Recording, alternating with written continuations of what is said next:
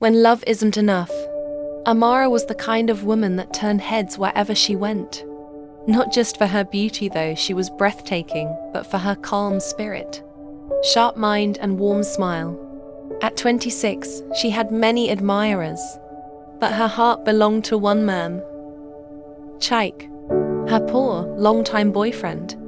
They had been together since university. Chaik was playful, charming, and full of promises. He had no job, no savings, and no clear plan for the future. But he made her laugh. He made her feel needed. Amara believed that love would conquer poverty, and they would rise from nothing together. But then, David walked into her life. Tall, handsome, dignified. The kind of man that didn't need to say too much. His presence alone spoke volumes. A wealthy, God-fearing businessman who had returned to invest in his hometown. When he saw Amara, he was captivated by her strength and grace. "I want a wife who prays beside me," David said the day he visited her family with his proposal. "One who will help build a home of peace. I see that woman in you." Amara was torn. She was deeply attracted to David. His voice alone made her heart skip. He treated her with respect, listened to her ideas, and made her feel safe. Something she had never felt with Chaik.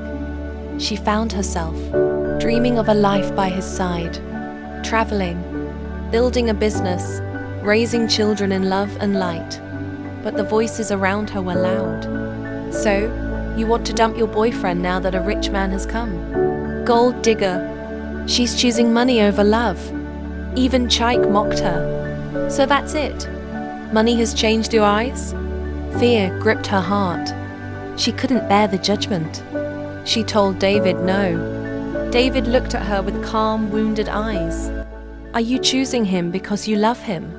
Or because you're afraid?" She didn't answer. He nodded slowly. "May God guide your path." And he walked away. 5 years later, the fairy tale she imagined with Chaik had turned into a nightmare. He was jobless, bitter, and arrogant. He blamed the world for his failures and refused to lift a finger to help. He mocked her efforts to work, to build, to dream. Amara became the man, the woman, the provider and the fighter in the house. Her beauty began to fade. Not from age, but from the burden of carrying a man who refused to be carried. Then came the day her neighbor moved in. A beautiful, classy woman named Ada.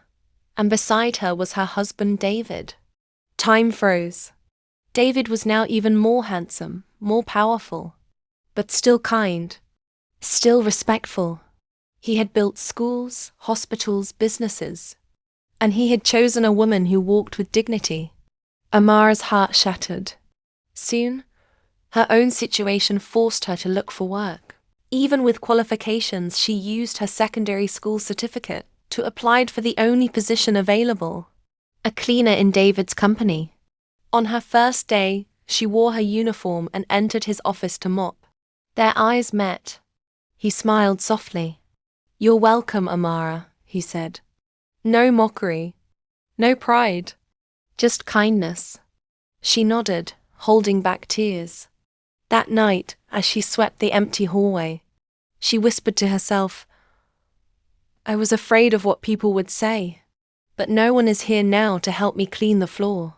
She had chosen love over stability, emotion over vision, society's approval over her own peace. And now, the man she once desired, the man who once desired her, walks past her office every morning. As her boss. Moral lesson: don't let fear or public opinion choose for you. Love is sweet, but it is not enough without purpose, direction, and shared vision. Choose wisely, your future depends on it.